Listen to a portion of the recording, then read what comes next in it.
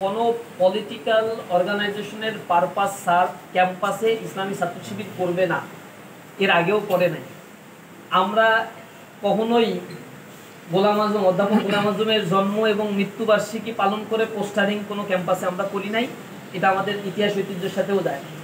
অথবা মাওলানা মতিউর রহমান নিজামীর পোস্টার করে আমরা এগুলো জন্মদিবস মৃত্যু দিবসও পালন করি না, এগুলো আমাদের কোনো স্ট্যান্ড না। ইসলামী ছাত্র শিবির স্বতন্ত্র একটা ছাত্র সংগঠন।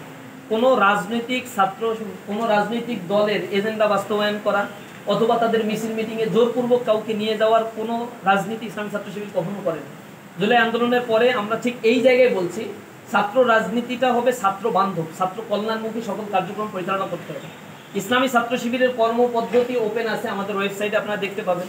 সেখানে আমাদের সংবিধান ওপেন, সব লিটারেচারগুলো আমরা ওপেন করে রাখছি।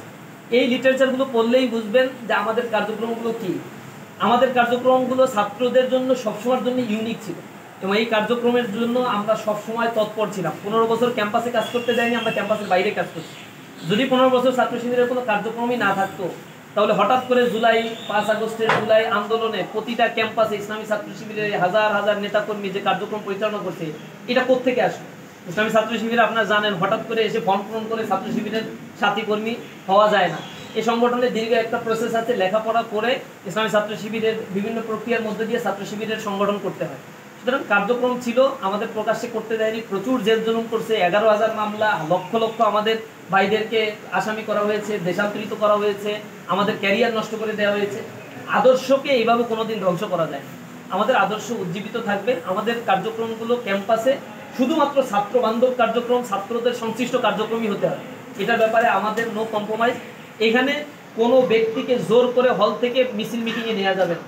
ছাত্ররা তাদের স্বাধীনভাবে ক্যাম্পাসে আসবে এবং লেখাপড়া করবে। ক্যাম্পাসটা হবে মার্কেট প্লেস অফ ভ্যালুস। আইডিওলজির প্রচারগুলো আমরা করব, আইডিওলজি ছাত্ররা অ্যাকসেপ্ট করবে কি করবে না, এটা সম্পূর্ণ ছাত্রের ব্যাপার। এখানে জোরপূর্বক কারো রাজনৈতিক দর্শনের মধ্যে কাউকে ইনক্লুড করা যাবে না।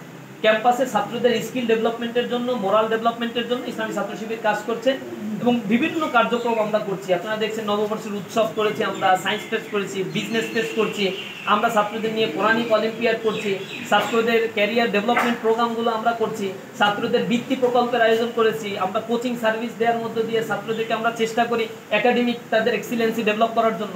বিদেশে ইসলামী ছাত্র শিবিরের ভাইরা যারা লেখাপড়া করছে, যারা আমাদের সাধারণ ছাত্ররা লেখাপড়া বিদেশে করতে যেতে চায়, তাদের সাথে একটা ব্রিজিং আমরা তৈরি করে দিই।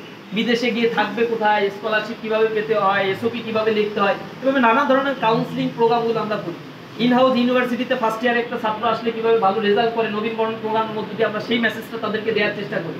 গঠনমূলক কার্যক্রমগুলো আরও বেশি এক্সপ্যান্ড করার জন্য ইসলামী ছাত্র শিবির বদ্ধপরিকর এবং সেটা করবে ইনশাআল্লাহ।